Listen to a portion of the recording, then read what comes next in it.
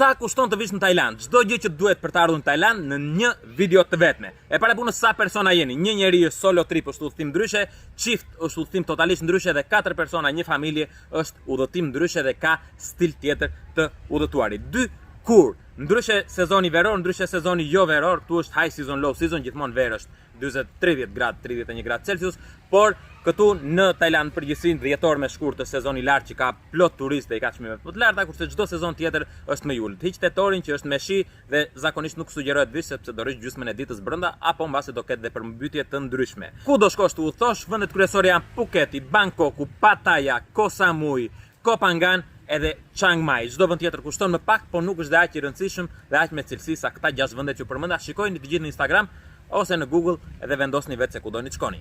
Për të ardhur zakonisht mund të vish me avion, ka 2 lloje stilesh që të vish, një me avionin që ka vetëm një ndalesë zakonisht në Stamboll, në Athinë apo në Zyrih edhe Frankfurt.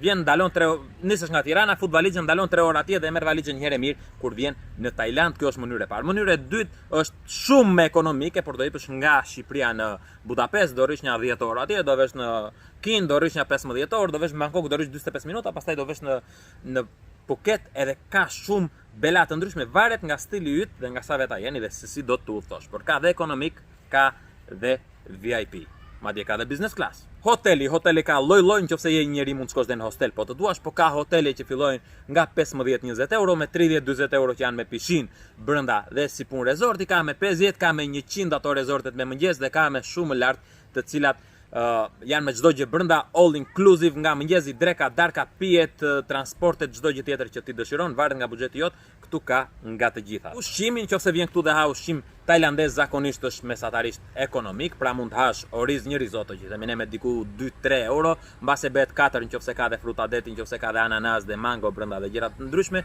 varet nëse ha në një restorant ku dhe kamarierët janë me atlete edhe me rroba të bardha, apo nëse ha në një stand rrugës që ja bën dikush atje edhe merr në gjethe banane, je nuk e as pirun për ta ngrënë, ha me ata shkopin. Varet çmimi sa do të harxhosh, por nëse do të hash pica makaronë, janë diku rreth 10 euro për një pjatë. Janë më shumë sepse këtu nuk ka ngrur.